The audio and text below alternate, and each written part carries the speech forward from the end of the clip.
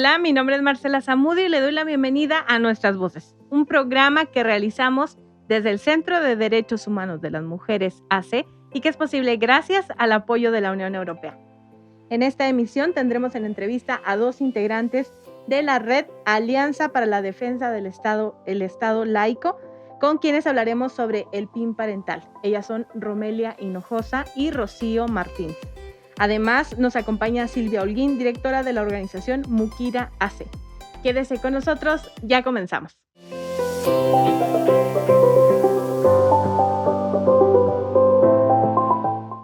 Damos inicio con las entrevistas del día de hoy. Ya nos acompaña en el estudio Silvia Holguín, quien es coordinadora de la organización Mukira AC. Bienvenida, Silvia, ¿cómo estás? Muy bien, muchas gracias. Muy complacida y muy feliz de estar aquí contigo en un programa como Nuestras Voces, que es icónico en Chihuahua y que forma parte del Centro de Derechos Humanos de las Mujeres, que es parte de mi historia, y me siento muy honrada de estar aquí. Muchas gracias. Qué gusto conocerte, Silvia, y que estés aquí en Nuestras Voces. Y lo primero que me gustaría preguntarte sería acerca de Mukira. ¿Cómo se formó esta organización? Bueno, Mukira se llama Mukira Justicia, Género y Buenas Prácticas AC. Es una organización que ya tiene 10 años de fundada aquí en Chihuahua.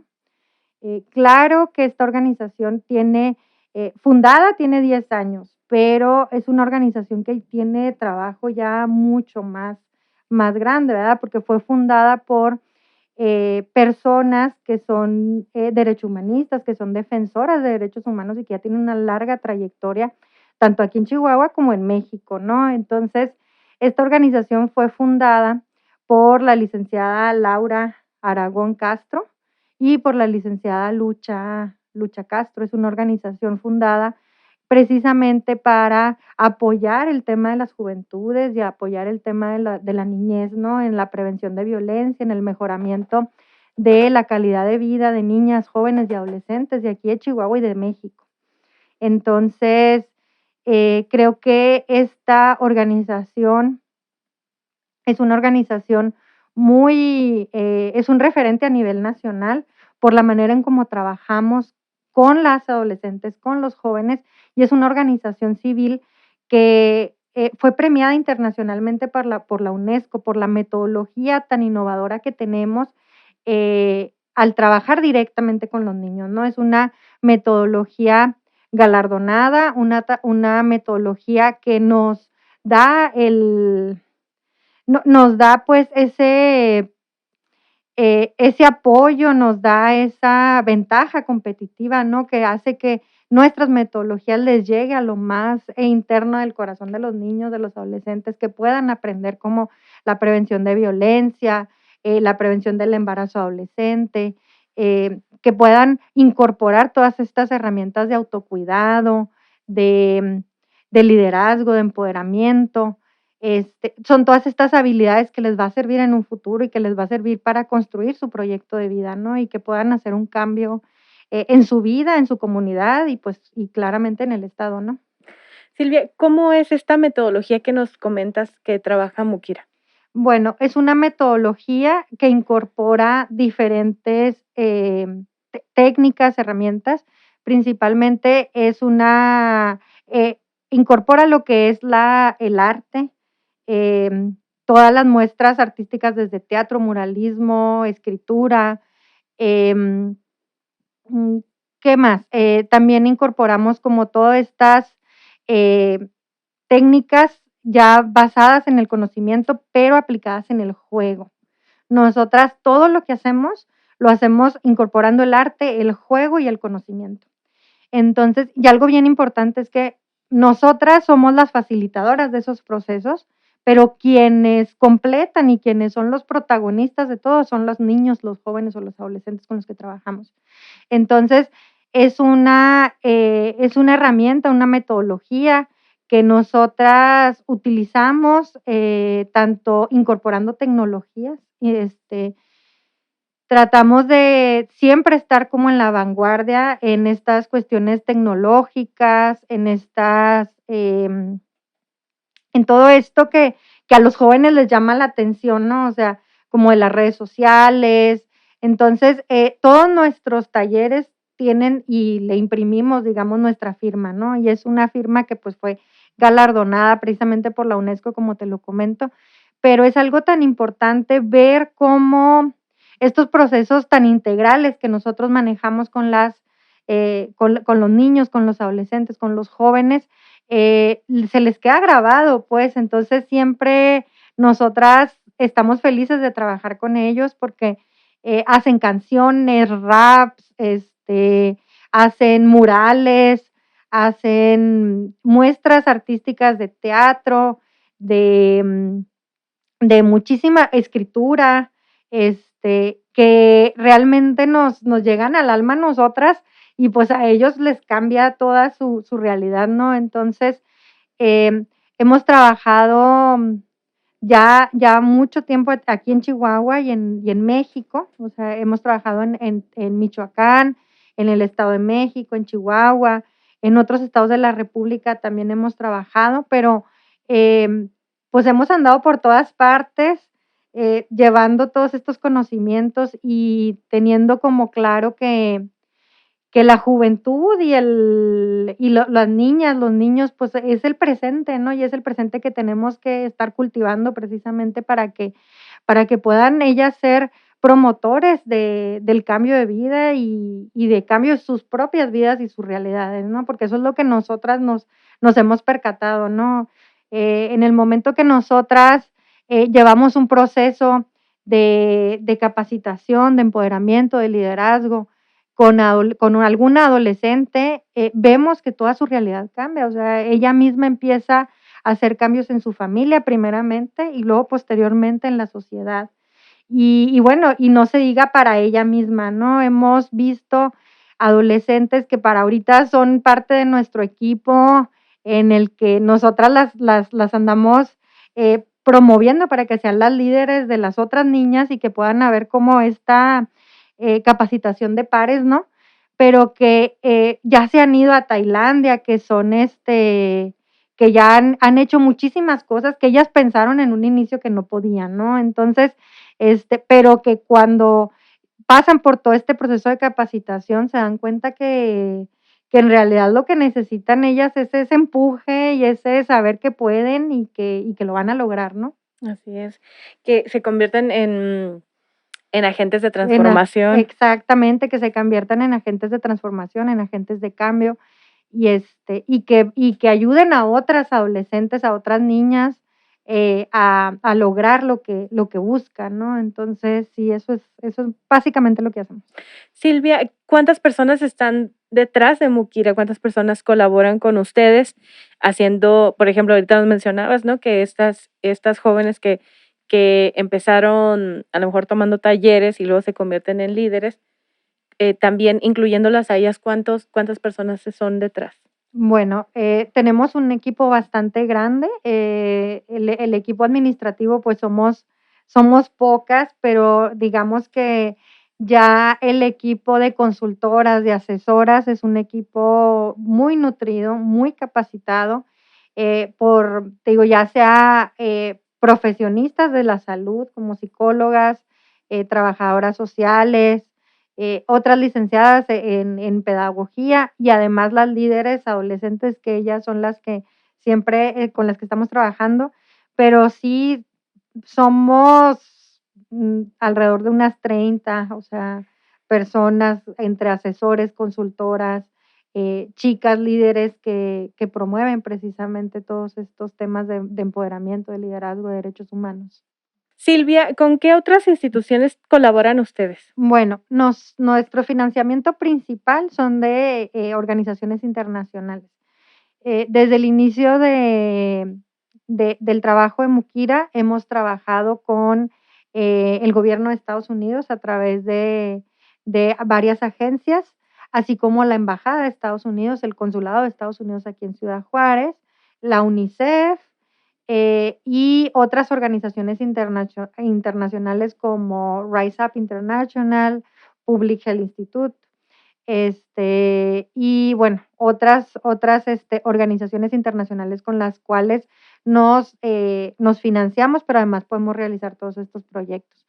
Gracias al apoyo de todas estas organizaciones, hemos hecho, por ejemplo, encuentros nacionales, que es la Red Nacional de Adolescentes. Tenemos este proyecto que lo hicimos en conjunto con CIPINA Internacional, con UNICEF, en el cual pudimos convocar a adolescentes de toda la República Mexicana para formar la Red Nacional de Adolescentes que se dediquen precisamente a la promotoría de los derechos humanos, pero que además sean agentes de cambio en todas sus comunidades. Entonces, la Red Nacional de Adolescentes la forman 85 adolescentes de toda la República, los cuales cada uno de esos adolescentes tienen sus propios proyectos en sus comunidades y que siguen trabajando la red la formamos desde el 2018, pero siguen trabajando en pro de los derechos humanos y bueno, en la defensa de los mismos, ¿no? También que hemos trabajado con modelos de las Naciones Unidas, que lo hicimos también con la Embajada de Estados Unidos.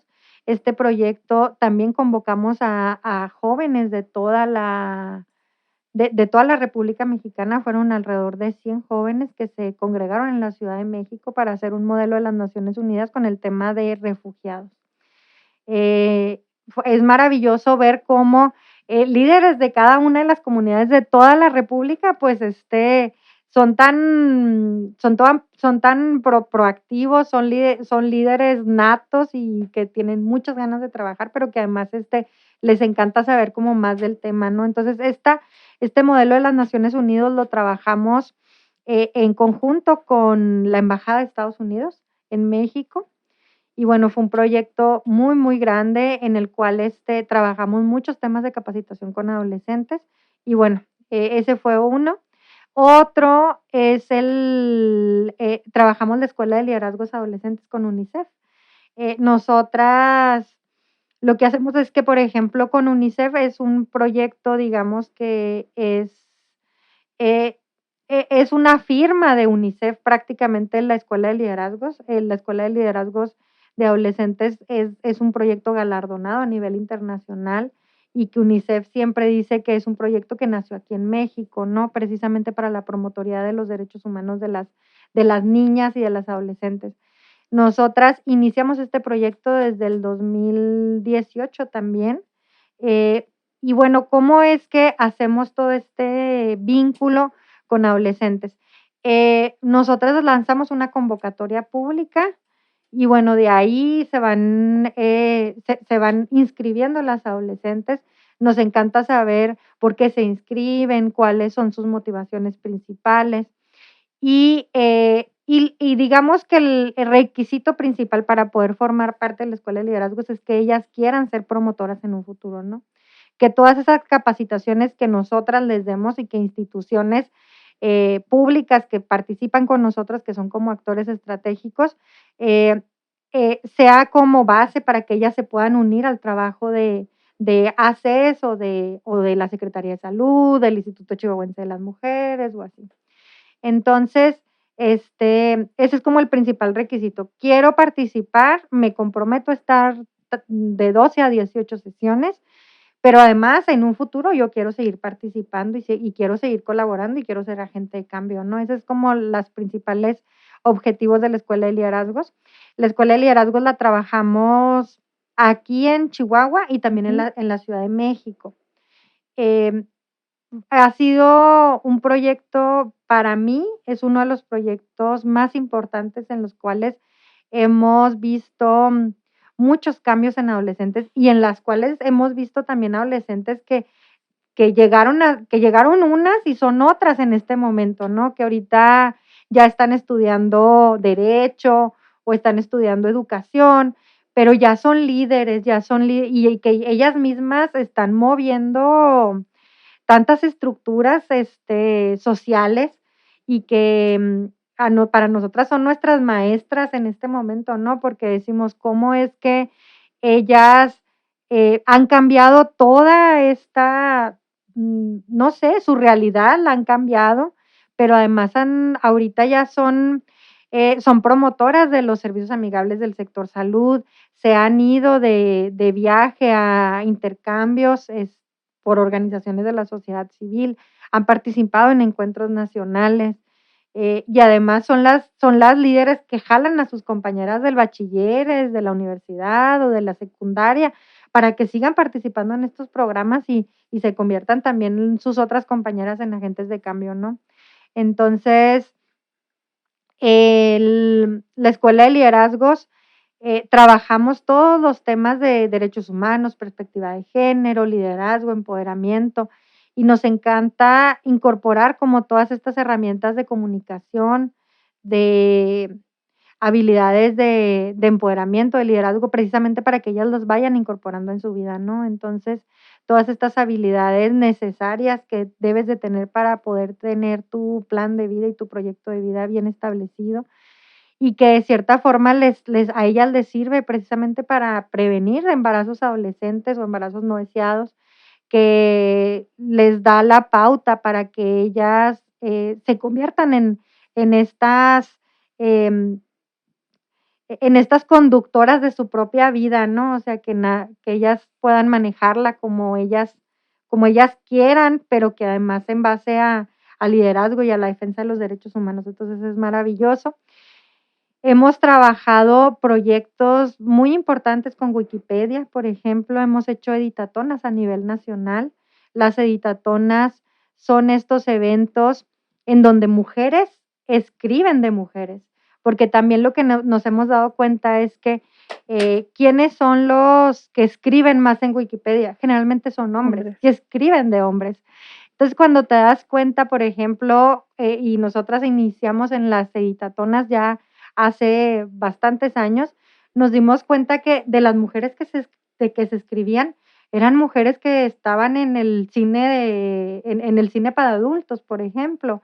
De esas había muchísimos, muchísimas relatorías, muchísimas biografías, pero no había de mujeres importantes, mujeres que están en la política en el estado de Chihuahua o en el estado de México o que han cambiado realidades, no había. Y también nos dábamos cuenta que el 90% de las personas que escribían eran hombres, ¿no? Entonces, cuando nos invita Wikipedia a través de la editatona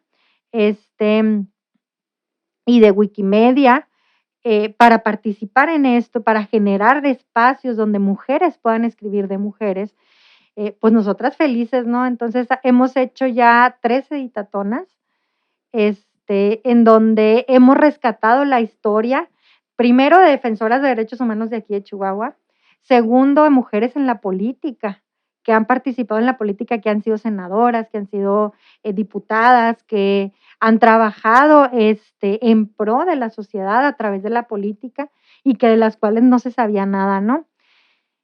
Y también hemos trabajado para que se escriba más de adolescentes y de jóvenes, pero además me encanta este proyecto de la editatona porque es un proyecto en donde te enseñan también a editar directamente en Wikipedia, pero el editar en Wikipedia se requiere tener como cierto conocimiento de pues cibernético y demás, pero es algo que les encanta también a las jóvenes, a las mujeres participar en esto, porque también pocas mujeres se dedican como a estos temas, ¿no? Del diseño, de, escribir precisamente historias ya directamente en Wikipedia. Entonces, estamos muy contentas. Y ese es otro de nuestros proyectos. Hemos participado en proyectos donde hemos incorporado el béisbol. Por ejemplo, el béisbol netamente es considerado masculino, ¿no? Desde siempre. Y cuando tú hablas de béisbol femenil, te dicen, no, es que el softball lo juegan las mujeres, ¿no? El béisbol lo juegan los hombres. Entonces, iniciamos un proyecto con el consulado de Estados Unidos en Ciudad Juárez, en donde trabajamos temas de empoderamiento, de trabajo en equipo, con equipos mixtos de béisbol.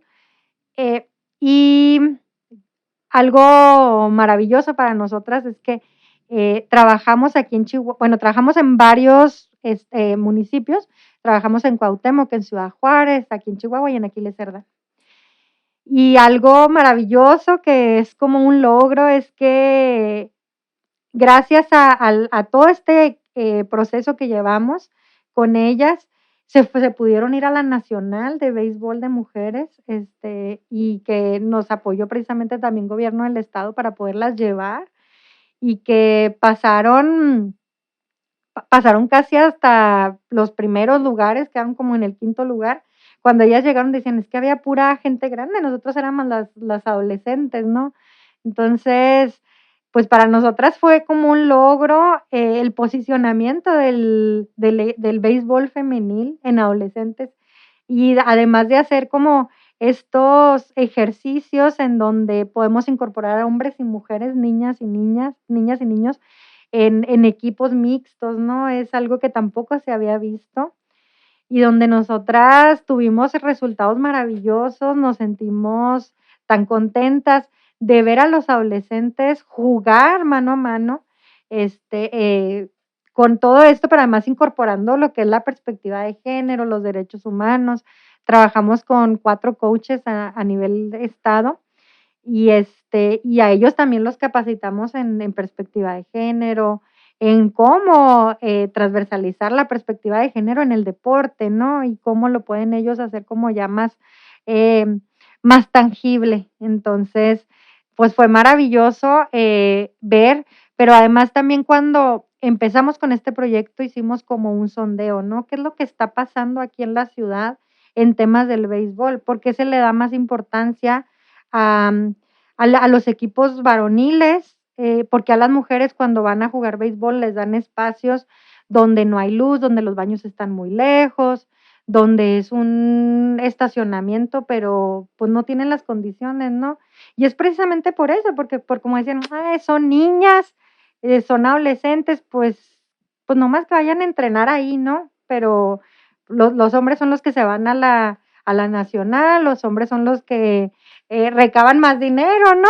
Pero las mujeres pues en realidad lo hacen por hobby, ¿no? Entonces ahí nos empezamos nosotras a ver todas estas brechas de desigualdad que existe también en las cuestiones deportivas y que empezamos nosotras a hacer como incidencia a nivel estado, ¿no? Con las instituciones, con la Secretaría del Deporte y decir, bueno, o sea, hay que igualar las condiciones entre hombres y mujeres en los deportes, no nomás en el béisbol, ¿no? Claro. Entonces, ¿por qué a las mujeres no se les dan espacios dignos, ¿no? En donde puedan ellas entrenar y puedan desarrollarse libremente, ¿no? Entonces, este proyecto también nosotras convocamos a niñas que quisieran aprender el béisbol, aunque no supieran nada, o sea, literal, sino nomás lo que querían era, el único requisito era querer aprender béisbol, ¿no? Entonces, tuvimos muchísima convocatoria, muchísima inscripción y bueno, pues súper felices de este proyecto. Terminamos este proyecto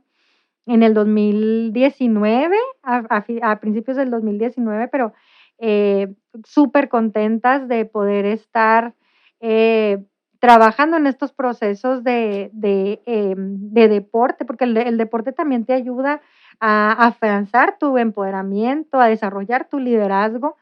Y nos dimos cuenta que es algo vital, ¿no? Que podemos hacer las organizaciones civiles, el incorporar el deporte en todas nuestras actividades. Y bueno, pues, y como te digo, un logro es eso, de que pudimos hacer un equipo, crear nuestro equipo de Chihuahua y que lo llevamos a nivel nacional.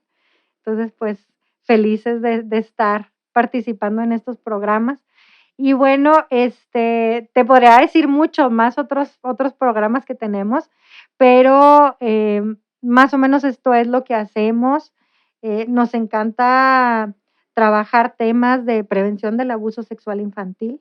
Hemos trabajado lado a mano con el DIF estatal, en donde hemos llevado manuales, que son unos manuales, pero hermosos, para trabajar con niños, ¿no? Desde que ellos puedan pintar sus partes públicas, sus partes privadas, que identifiquen estos sentimientos buenos, estos sentimientos malos, los secretos buenos, los secretos malos, pero a través de un cuadernillo de pintar, en donde lo hemos llevado a cabo en diferentes kinders y primarias, con muy buenos resultados, porque las y los niños lo ven a través de cuento, a través del juego y a través de la pintura, ¿no? Entonces, nos encanta participar con este tema.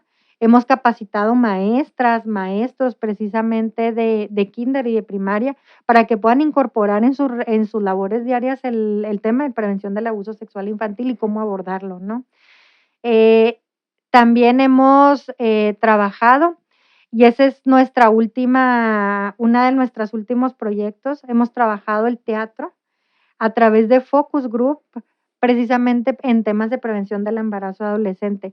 Gracias a la Secretaría de Salud, a través de los servicios amigables del sector salud, hemos trabajado con adolescentes, hombres y mujeres, para poder hacer una obra de teatro situada y contextualizada en Chihuahua, ¿no? Porque habían obras de teatro eh, que ya se habían puesto en escena aquí en Chihuahua y en otras partes de la República con el tema de prevención del embarazo, pero que no estaban contextualizadas a la realidad que vivimos aquí en el estado, ¿no? Entonces, trabajamos alrededor de 7 meses con más o menos unos 70 jóvenes, en donde hicimos grupos focales para conocer qué es lo que piensan alrededor de la sexualidad, cómo aprenden ellos su sexualidad, cómo se les enseña en las escuelas, en su casa, en la sociedad, em, qué piensan alrededor del embarazo adolescente, qué pasa cuando un adolescente se embaraza, qué pasa por su cabeza, qué empiezan a hacer, ¿no? Y también incorporando como temas de la violencia en el noviazgo, cómo lo viven, ¿no? Las adolescentes y los adolescentes este tema. Y bueno, gracias al equipo creativo con el que trabajamos y a los adolescentes, pudimos crear una obra de teatro que se llama Confusiones. Precisamente se va a presentar ahora en el Festival de Juventudes 2021. Y es una obra de teatro que te ríes del principio a fin, pero que además te sientes identificado, ¿no? Porque se habla con el acento que nosotros tenemos aquí en Chihuahua, con los tecnicismos y palabras que usamos, pero que además utilizan las y los chavos. Y a veces cuando estábamos en el proceso yo decía, ay, ¿a poco ahora le dicen así al noviazgo? Y ahora sí le dicen pues en realidad al quedante. Yo no sabía qué significaba quedante, pero pues ahí tú vas viendo y yo digo, caray, pues es una obra de teatro bien, bien específica para Chihuahua, pero que además los chavos se sienten súper identificados. Y bueno, esta obra de teatro queremos llevarla a muchos espacios, para que podamos incidir precisamente en la prevención del embarazo adolescente y en la prevención de violencia en el noviazgo. Silvia, ¿cuáles han sido en estos 10 años los retos que han tenido ustedes que sobrellevar para que Mukira pues sí, siga de pie? Híjole, pues conforme van pasando los años nos vamos enfrentando a nuevos retos, ¿no? Pero eh, nos hemos enfrentado a retos desde pues el escepticismo, ¿verdad?, que hay entre la sociedad de las sociedades civiles al gobierno. Muchas veces las y los jóvenes a veces no confían en las organizaciones de la sociedad civil. Ese es uno de los retos. Otro reto y que nos hemos enfrentado ya en esta pandemia, que ha sido como muy difícil, este es el principal reto que hemos tenido, pero es cómo trasladar todos nuestros contenidos, que pues nuestra metodología es netamente presencial, ¿no? O sea, Así es. nos encanta trabajar con las y los jóvenes mano a mano, abrazarnos, jugar béisbol, utilizar todas estas herramientas como la pintura, la escritura, pero que necesitas espacios presenciales, Sí, ¿no? con dinámicas de Con cercanía. dinámicas de cercanía. Ha sido bien difícil y nos dimos al reto y nos dimos a la tarea de ver cómo podemos hacer talleres muy dinámicos a través de la virtualidad, ¿no? Entonces nos dimos a la tarea de capacitarnos con expertos nacionales en temas de aplicaciones que se pueden utilizar en el contexto virtual a través de Zoom o otras plataformas de enseñanza, que nos ayudaron precisamente a poder incorporar todas herramientas que desde tu casa pueden hacer dinámico y que además a las y los chavos los puedan traer trabajando muy, muy, bueno, sin aburrirse, muy, muy, muy dinámicos, ¿no? Entonces, nos capacitamos en todas estas aplicaciones virtuales, incorporamos juegos a través del Zoom. em, y bueno, este es uno de los retos que al principio nos desestabilizó un poco, pero nos sacó adelante, ¿no? O sea, creo que el hecho de estar buscando eh, hacerlo mejor para las y los jóvenes, pues nos llevó a crear nuevos contenidos que también puedo decir que son contenidos que pocas organizaciones lo han generado así, porque pues nosotros tuvimos que buscar todas estas herramientas que les llamara la atención a las y los chavos, ¿no? Entonces, este es uno de los principales retos. El otro reto que nos hemos enfrentado también es para una organización de la sociedad civil necesitamos siempre recursos, ¿no? Entonces, el reto es cómo tener los recursos, cómo poder aplicar a todas estas fundaciones internacionales, a todas estas convocatorias que hay para poder tener recursos, ¿no? Entonces, a veces nos enfrentamos a estar siempre eh, teniendo como estas em, iniciativas para trabajar, para obtener recursos para poder trabajar, ¿no? Así Entonces, es. porque realmente, pues, una organización internacional, eh, perdón, una organización de la sociedad civil necesariamente siempre necesita recursos, ¿no? Y que prácticamente nosotras buscamos que sea por parte de organizaciones internacionales que puedan avalar nuestro trabajo. Y bueno, ese es uno de los principales retos que nos hemos encontrado desde la fundación de la organización, ¿no? Siempre hacer proyectos muy innovadores que les llamen la atención a las organizaciones internacionales, que vayan enfocados a erradicar algún tipo de violencia en adolescencias y juventudes, y que vaya encaminado al cambio de vida, ¿no? Y al mejoramiento de la calidad de vida de las y los chavos. Así es. Y Silvia, bueno, pues para ir cerrando un poco esta entrevista, si nos pudieras compartir las redes sociales de Mukira para que podamos seguir sus proyectos y sus convocatorias. Sí, bueno, la página web se llama mukira.org, Mukira con K. Mukira significa mujer en rarámuri, para quien no sabía, pero bueno, nuestra página web es mukira.org. Tanto en Instagram como en Facebook nos pueden encontrar como Mukira Chihuahua. Y ahí estamos subiendo todas nuestras actividades, convocatorias para nuevos proyectos. Y bueno, próximamente vamos a tener otra vez la Escuela de Liderazgos Adolescentes aquí en Chihuahua. Vamos a abrir la convocatoria próximamente para que estén al pendiente.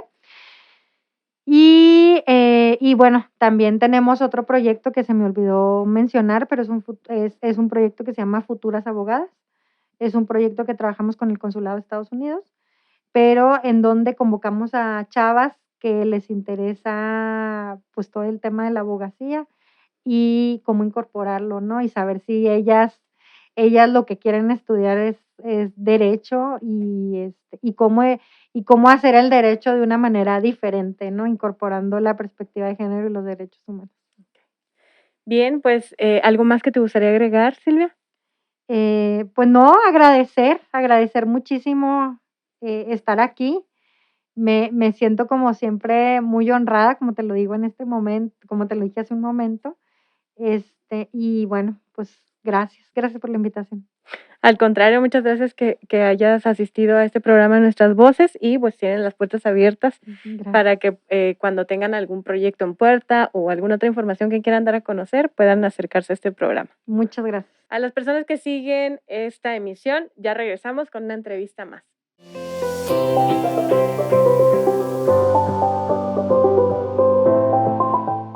Ya regresamos al estudio, ahora con una segunda entrevista y nos acompañan ya Romelia Hinojosa y Rocío Martínez. Ambas son integrantes de la red Alianza para la Defensa del Estado Laico, conocido como ADELA. Bienvenidas, ¿cómo están? Gracias. Hola, Marce, gracias, muy bien, todo bien. Nos da Muy mucho amables. gusto, no, al contrario, nos da mucho gusto tenerlas aquí y sobre todo para que nos platiquen un poco de Adela, que, que es, pues, es una alianza de pandemia, por así decirlo. Nació un poco en este contexto de confinamiento y quisiera que ustedes nos compartieran qué es Adela y cómo se conforma.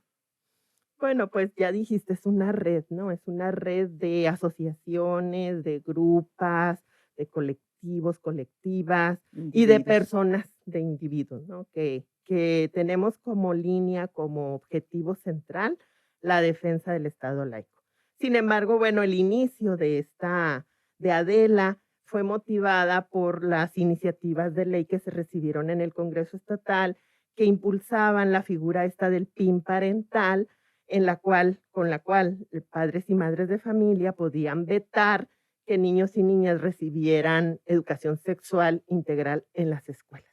Entonces, es una vulneración por completo a los derechos de ellas y de ellos. Entonces, ahí fue cuando varias grupas, varias asociaciones dijimos, pues vamos a unir esfuerzos, vamos a posicionarnos en contra de estas iniciativas y pues a través de la colectividad sabemos que puede uno adquirir fuerza, ¿no? En este sentido, así fue la conformación.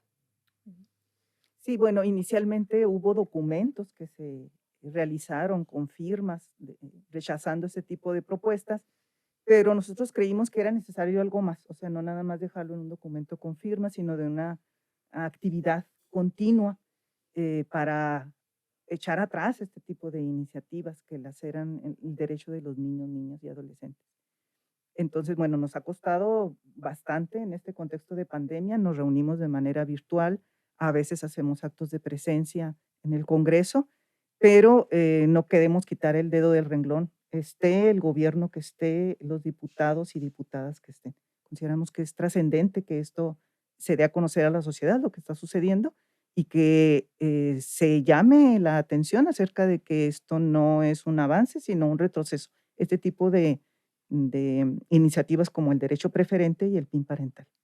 Y si nos pudieran mencionar, ¿cuáles son estas organizaciones, grupos, colectivos y colectivas que integran Adela? Sí, tenemos, por ejemplo, voy a dar algunos ejemplos y como no traigo el apunte, Sí.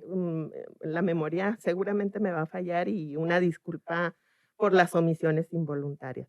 Tenemos a Marea, tenemos a Malinches, Mujericas, tenemos el Comité de la Diversidad Sexual, Las ochas. Cheros, las Ochas, Resiste, como grupas, ¿no? Como, así como Colectivos. Sí. colectivos, colectivas, pero también hay muchas personas a índole personal que militan y que trabajan, personas relacionadas con educación, que están en el ámbito de la educación, de la psicología, que trabajan terapias, sobre todo de abuso sexual infantil, porque pues está como muy relacionados los temas, ¿no? Vemos que esto del PIN parental pues puede detonar muchos fenómenos sociales que no son deseables. Así es. Entonces, bueno, básicamente no sé quién se me pasa. Pues no, más o menos son los que yo tenía en mente. Y sobre todo, bueno, se han adherido últimamente un grupo de docentes que están por la diversidad y el grupo ha ido creciendo mucho, se ha consolidado, de hecho. Y hay mucha gente que está participando de manera esporádica en todo el estado. En Juárez hay una buena presencia, no recuerdo el nombre de la grupa de Juárez, pero yo creo que ahorita podemos decir que tenemos presencia en casi todo el estado. Sí, perdón. En Juárez hay como 2 grupos, el Frente, ay no, pero no me voy a acordar los nombres. En Camargo tenemos también otro grupo, en Cuauhtémoc también. Entonces, la presencia pues no es nada más como de la capital, sino que sí se está diversificando. Y lo que realmente nos dio visibilidad y fuerza fue cuando el Congreso logramos, porque fue un logro de Adela, que la Comisión de Educación y de Infancias y Juventudes organizara una serie de mesas de análisis sobre el PIN parental. Entonces ahí fue cuando Adela se consolida porque participan también académicos, académicas, por ejemplo, de UACJ, de UPNESH, del Centro de Investigación y Docencia, de la Escuela Normal Ricardo Flores Magón, de la Normal de Saucillo, de la Normal de Parral, la Experimental Miguel Hidalgo.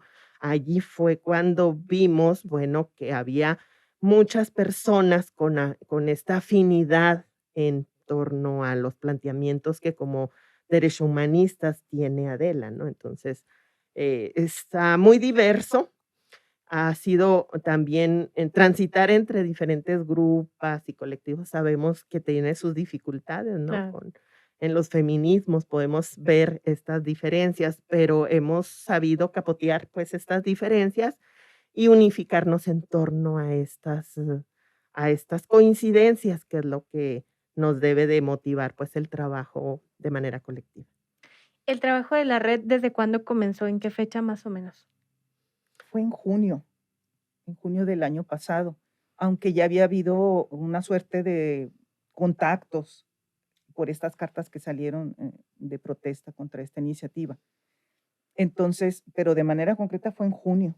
Sí, es que, se dieron allí la confluencia de varias iniciativas de ley. Está la del derecho preferente, está la del PIN parental, pero luego también hubo antes de esas, esta este tratamiento de homologar la ley general, la ley estatal de educación con la ley general de educación. Y nuestros diputados y diputadas le quitaron una parte muy sustanciosa a esa, armonización y que tiene que ver con la diversidad. Les asusta mucho el término de diversidad, les causa mucho, miedo, Ujú. y entonces prefirieron mutilar nuestra ley estatal. Entonces, desde ahí ya hubo como un germen, era lo que decía ahorita Rocío, que hubo como un posicionamiento por parte de a través de una carta. Y esto fue como el germen que se fue fermentando y que motivó, pues, a otros grupos y grupas. Ya cuando se ve lo del PIN parental en enero del 2020 es cuando se recibe en el Congreso, y entonces es cuando, se comienzan a levantar así las antenas de alarma y decir: "Oigan, vean qué es lo que quieren pasar, vean qué". Y sobre todo el contexto nacional también nos fue muy indicativo, ¿no? Que Nuevo León, que en Aguascalientes, entonces dijimos: "Aguas, porque si nos dormimos, nos pasan De para acá. en Chihuahua esta ley", y bueno, afortunadamente consideramos que uno de los factores que no permitió, que esta ley avanzara más que al estudio en comisiones, fue precisamente la gran presencia, la gran participación de todas estas personas que hemos y organizaciones que hemos aludido con argumentos académicos, ¿no? O sea, aquí lo importante es que fue a través de argumentación científica, laica, ¿sí? Y académica, a través de investigaciones de gente, pues, muy preparada, que dijo: "No es posible que por situaciones, por ideologías religiosas, se esté impulsando esto que cercena los derechos de niños, niñas y adolescentes". Y, bueno, hablando un poco de esta iniciativa para detallarlo un poco más para las personas que siguen el programa, em, ¿qué, qué fue lo que más qué es lo que más alarma del PIN parental? Híjole, todo. Bueno, no. Lo que nos alarma es, bueno, es una iniciativa que viene de España, de la región de Ujú. Murcia, de la ultraderecha, y desde ahí recibimos el foco de alerta, de alarma. Esto significa que los padres de familia, para quien no lo saben, tienen el derecho de decidir si sus hijos se exponen o no se exponen a conocimientos científicos acerca de la sexualidad. Y la sexualidad no estoy hablando de la formita de la matriz y eso, no, no, sino de los sentimientos, de las emociones, de las decisiones acerca de con quién o quién eres tú. Entonces, esto sería un atropello a tu derecho de decidirte y definirte a ti mismo, tu identidad, ¿no? Y, eso nos alerta mucho porque pareciera que eso estaba superado desde el siglo, no sé, 19, Claro. pero, nos damos cuenta que no es así. O sea, nada hay que entender una cosa, nada está dado por sí. vivimos en una sociedad y siempre hay estas tendencias. Romelia Concedi dice que miedo, yo diría que es ignorancia. Hay una profunda ignorancia acerca de la sexualidad entre nuestras diputadas y nuestros diputados, con honrosas excepciones, ¿eh? O sea, no quiero decir que todos, a lo mejor un 1%, ¿no? Pero esto nos preocupa mucho, que se crea que son temas todavía tabú, de los que no se debe de hablar y que los niños no deben exponerse a conocerlos. Entonces, lo que asusta es que se gane la ignorancia sobre temas que se ha avanzado tanto, que se conoce tanto, y no la luz del conocimiento, ¿no? Entonces, en el derecho preferente es lo mismo. Y el miedo de los padres de familia a que su hijo no sepa, no conozca, va a promover más abusos eh, a la larga que lo que ellos ahora dicen que no, es que si se expone a eso, eso es malo. Entonces, lo que podemos ver así a corta distancia, si estas iniciativas llegaran a prosperar, es que se promoverían más abusos y eso no nos ayudaría como sociedad de ninguna manera. Mayor desigualdad también entre hombres y mujeres, porque luego lanzan estas campañas maquiavélicas, ¿no? De la ideología de género y que no saben ni de lo que hablan, ¿no? O sea, son invenciones realmente, con esta idea de desvirtuar que en las escuelas se va a convertir a los niños en niñas o que a las niñas en niños, o sea, esta campaña muy perversa que han lanzado, pues es precisamente parte del discurso que se utiliza para, eh, pues sí, para acarrear eh, personas que apoyen esto del PIN parental, ¿no? De alguna manera lesionando derechos también de la diversidad sexual, de las personas que no son heterosexuales o que no son binarias y que ante la idea de la educación sexual que ellos promueven, pues están borrados de este mapa, ¿no? Cuando ya la parte científica ya dictaminó, ya dijo desde el siglo pasado que es completamente normal esto de entonces, esto es parte del discurso que se utiliza y que entonces vamos a seguir creando, sociedades más homofóbicas, ¿no? Claro. Porque mientras no asumamos que es normal, que son seres humanos, que tienen todos los derechos igualitos que nosotras, que nosotros, pues entonces esto va a ser un caldo de cultivo para aumentar las desigualdades con respecto a la identidad, las violencias, los crímenes de odio por este tipo de cosas, ¿no?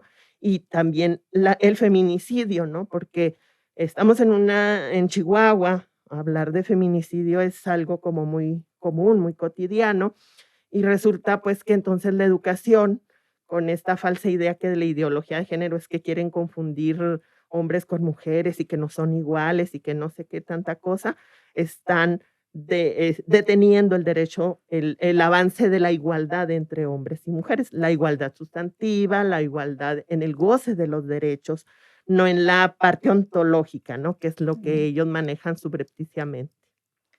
¿Y de aplicarse sería en nivel básico el El PIN parental? Sí, en educación básica, preescolar, primaria y secundaria.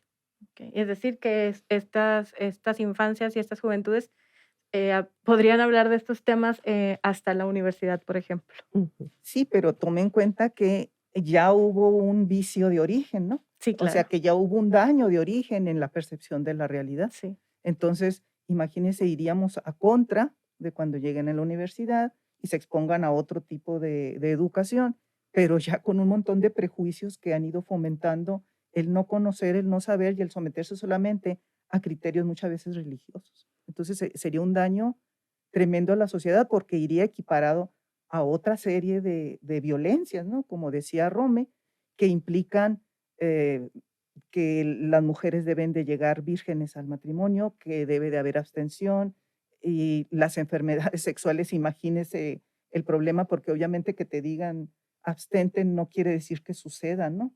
Si eso sucediera, pues ya estaría resuelta la vida desde hace mucho, Desde ¿no? hace mucho. Pero Sí, no funciona, así esa es la es. verdad. Lo que funciona es conocer. Ujú. Y Y asumiendo que además que todas estas personas lleguen al estudio universitario, que también es un privilegio, ¿no? además, Exacto. Que además. el 2, ¿qué? El 2%, ¿no? Me parece que de las cohortes, el 2% o un porcentaje menor al 10% son quienes llegan a estudios Sí, es una superiores. pirámide, ¿no? Así es. Bueno, pues es un retroceso muy impactante y sobre todo ver estas campañas de quienes defienden el PIN parental asumiendo y como demonizando, ¿no? Como todo lo que, la información que tendrían que estar recibiendo en las escuelas. Sé que ustedes han tenido también en estas mesas de trabajo reuniones con diputadas y diputados. ¿Cuáles han sido estas respuestas o a qué conclusiones llegan? ¿Cómo han notado ustedes la participación de las diputadas y diputados? Ay, bueno, es diversa, ¿verdad? Hay, no voy a decir nombres. Hay quienes están muy abiertas, nos han apoyado. Hay una diputada en específico que nos apoyó completamente, con quien trabajamos de manera eh, muy armónica, muy suave. A mí me parece que ese debería ser el trabajo legislativo, escuchar a la sociedad y entender, comprender, impulsar y trabajar de manera conjunta.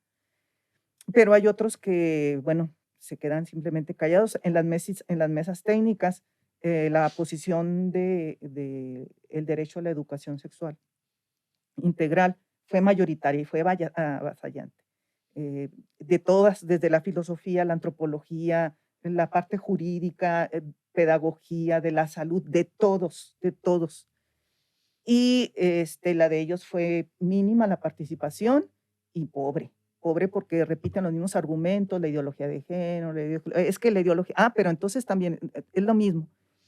Y las diputadas, pues nada más, nosotros les veíamos porque las mesas técnicas fueron de manera virtual, nada más les veíamos las caras que no hallaban qué hacer, pero a una de ellas la movimos, dijo: Me cambiaron, estoy conmovida por un caso muy específico que se presentó, y dijo: "Voy a reflexionar sobre eso". Pero desgraciadamente, y lo voy a decir, la mayoría de los diputados y diputadas primero no estuvieron en las mesas técnicas, no se expusieron ese discurso. Tenemos serias dudas de que después lo hayan escuchado en algún momento de su vida. Em, un diputado y una diputada fueron los que estuvieron presentes siempre, y la que coordinaba, porque pues tenía que estar ahí, pero el resto no pareció interesarse. Y lo único que nos quedó claro es que lo ven como un tema electoral en el cual se trepa para obtener más o menos votos. Si ven que el tema es muy álgido y dicen: "No, esto me va a quitar votos", no le entro. Entonces, no hay un interés por la sociedad, por los niños, niñas y adolescentes, que es lo que primero deberíamos de pensar, ¿no? No por los votantes, no por los sujetos que tienen el derecho de votar, sino por la sociedad en general. Y eso es muy, muy preocupante para nosotros. Y bueno, ¿en qué etapa se encuentra por ahora esta iniciativa? Pues está durmiendo el sueño de los justos. Ahorita, fueron las mesas, estas de análisis fueron en el mes de enero 2021, diciembre, enero. Creo que llegaron hasta febrero, principios Sí, de febrero. Y después de eso ya no supimos absolutamente nada. Consideramos que como se vino la etapa electoral, pues decidieron no alborotar como que el gallinero, vaya esta frase muy coloquial, y no hemos sabido, pues, nada de estas iniciativas después de las mesas. Por eso nosotras vimos, pues, de alguna manera la efectividad de la participación social, la efectividad de la participación académica, y ojalá que, pues, que también sigamos, pues, en ese rumbo. También estamos esperando que la Suprema Corte de Justicia de la Nación, eche para atrás esto que los diputados y diputadas de Aguascalientes aprobaron, porque, pues, hay ya algunas sentencias que dicen que el interés superior de la niñez, de niños, niñas y adolescentes, está por encima de cualquier otra controversia que se pueda dar, ¿no? Entonces, estamos muy confiadas en que esto también va a pasar y va a pasar pronto. Y esto pues sepultaría ahora sí que cualquier intento, ¿no? Pero esto no quiere decir que el PIN parental sea lo único que hay a atacar por parte de Adela. Por eso hemos estado trabajando, platicando al interior de la red, del grupo, del frente, y o sea, vamos a seguirnos conformando porque ahí viene que la perspectiva de la familia, entendida como familia única y violentando los derechos de las mujeres víctimas de violencia, ¿no? Por ejemplo, la ley esta de las mujeres por una vida libre de violencia. Entonces, estamos ahí vigilantes de lo que pueda pasar, de lo que se puede impulsar con el nuevo gobierno, pues porque sabemos que cuando no es el PIN parental, es todas estas iniciativas que en el tema de derechos humanos, pues en lugar de ser progresivos, ellos y ellas quisieran que fuesen hacia atrás, ¿no?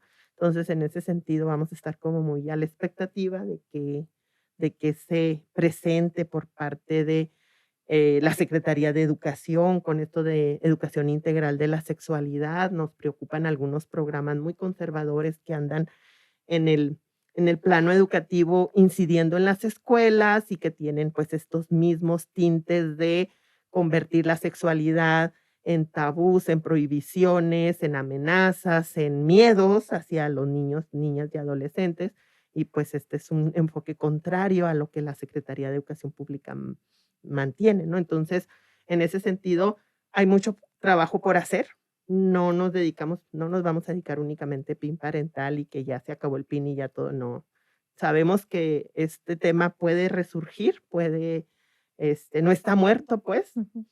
y que bueno, habrá mucha tela donde cortar con la nueva legislatura y con la nueva administración estatal. Okey. ¿Ha habido alguna respuesta por parte de, grupos o padres y madres de familia con respecto al PIN parental o no se han manifestado? Pues de manera muy limitada. Los vimos cuando lo de las mesas técnicas, los hemos visto en algunas sesiones que tuvimos en ocasiones anteriores, pero el argumento de ellos es, ya lo señalaba Romelia, no porque a mis hijos les van a enseñar pornografía. Esa es la visión limitada que tienen ellos, ¿no? Entonces, provienen mucho de grupos religiosos, evangélicos, católicos, y bueno, pues finalmente ellos se pusieron de acuerdo en eso, ¿no? Logramos que se unieran, pero contra nosotros. Pero no hay argumentos fuertes ni de peso. Es nada más esta parte de que eso es pecado, eso está mal y no se debe de permitir. Yo quiero hacer énfasis en este asunto de los programas.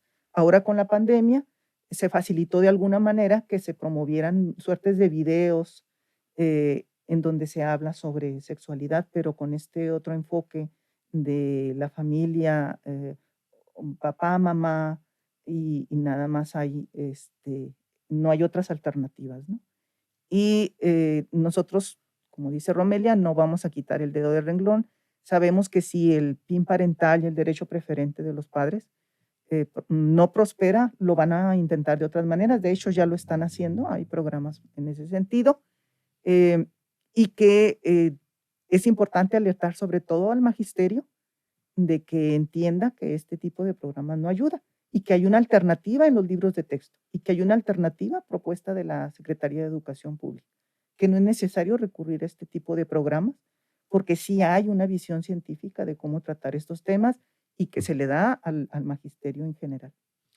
Yo quisiera ahí también aclarar que de pronto hay como un imaginario con respecto a padres y madres de familia y parecería ser como que todos los padres y madres de familia están en oposición a esto, a que reciban esta información los chicos y las chicas.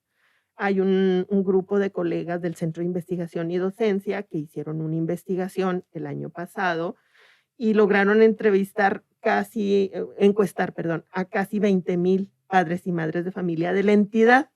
Y el 70% celebra Mm. que se brinde esta información, se declara incompetente para ellos y ellas trabajarlas en las aulas, ¿no? Entonces, no estamos hablando de que la mayoría, de que haya una oposición por parte, o sea, afortunadamente hay muchos responsables de familia que ven con muy buenos ojos esto, o sea, porque la realidad, o sea, si a la escuela vamos y no vamos a estudiar lo que sucede en la sociedad y estamos, estudiando lo del siglo pasado nada más, pues entonces, ¿para qué me está sirviendo la educación?, ¿no? Tiene que estar como muy en concordancia lo que se está viviendo con lo que se está estudiando. Entonces, ya esa realidad de nada más la heterosexualidad como una norma de comportamiento social, ya vemos que está completamente superada. Entonces, mientras sigamos, pues, nosotros en esa lógica, como estos programas que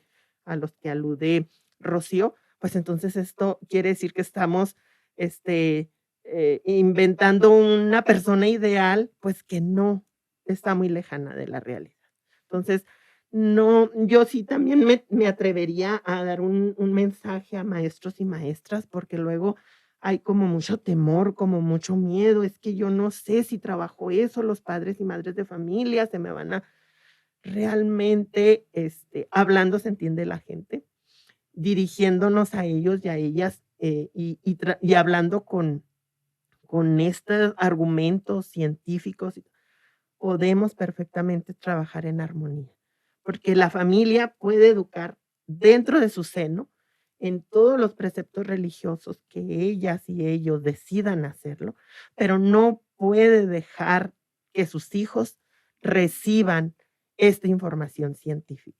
Y ya que los niños y las niñas y adolescentes decidan su vida, ¿no? Porque luego los niños y las niñas no son propiedad de padres y madres de familia, son seres humanos con voluntad propia, con derechos, y son ellos y ellas quienes les toca decidir.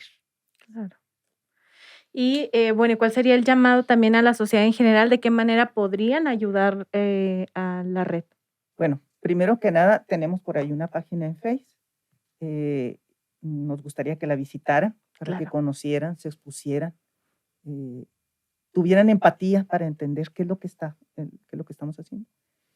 Que los padres y madres de familia o los jóvenes se interesen en este tipo de temas. Es vital, así, es de vida, es de la vida de la sociedad de lo que estamos hablando, de la calidad de vida que vamos a tener en un futuro.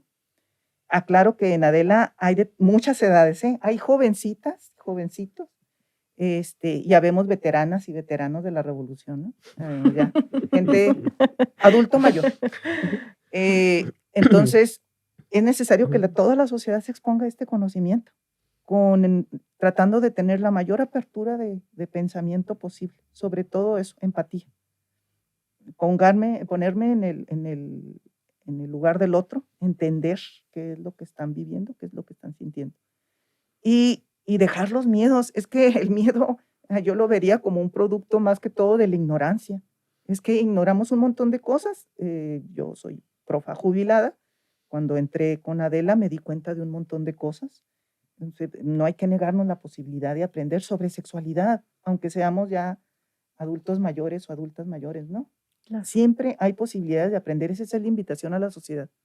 Siempre hay la posibilidad de aprender. La pandemia nos ha enseñado un montón. Ahora todos sabemos sobre virus y que la corona y que etcétera, la Sí. propagación. Estamos aprendiendo. Esa sería la invitación. No se cierre a aprender. Y bueno, yo creo que también hacerse esta pregunta muy personalmente, ¿cómo fue su educación sexual? Y yo creo que la respuesta de la mayoría de las personas es que fue carente. Entonces, habría que buscar una mejor educación sexual para todas las niñas, niños, adolescentes. Sí, más que prohibir, más que limitar, buscar, o sea, padres y madres de familia deberían de buscar al unísono con el profesorado, que haya más cursos de capacitación, mejor preparación para el profesorado, mayor trabajo coordinado entre ellos, mejores materiales educativos y un ambiente de apertura precisamente para trabajar de manera integral la educación sexual. Así es. Y bueno, van a estar apareciendo en la pantalla las redes sociales, que es en Facebook están como Adela. Sí. ¿Y hay alguna otra red social o solo en Facebook? Tenemos Instagram, Twitter, pero no me lo sé. Sí, no. Es que mandaron a las viejitas, ¿verdad? Si hubieran mandado a las chavalonas, ellas les hubieran dado todo eso. No, de todas maneras, nosotros nos encargamos de que aquí esté apareciendo en la pantalla las redes de Adela. Y no sé si quieran agregar algo más a esta entrevista. Pues agradecer, Marce. Muchas Sí, gracias. muchas gracias. Esperemos que estas sean oportunidades, más que desventajas, oportunidades para reflexionar de que siempre hay que estar vigilando con ojos de águila y defendiéndolo con garras de tigre los derechos que se han conquistado. Nunca hay que dar por sentado de que ya estamos en un estado laico, a dormir, nunca, jamás. Es una alerta para toda la sociedad y para las nuevas generaciones. Hay que vigilar y cuidar lo que tenemos. Así es. Bueno, pues con esto despedimos este programa. Ya regresamos para el cierre oficial de esta emisión de Nuestras Voces. Muchas gracias por haber estado en este programa. Al contrario, muchas gracias, muy amables a todos. Ya volvemos.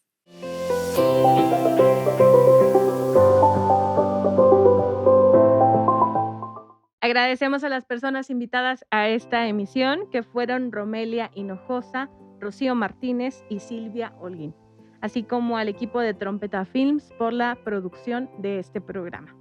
Sigue Nuestras Voces a través de las redes sociales. Encuéntranos en Facebook como Centro de Derechos Humanos de las Mujeres AC, en Twitter e Instagram como @CEDEM, en YouTube como CEDEM Chihuahua y en Spotify como Nuestras Voces CEDEM Chihuahua.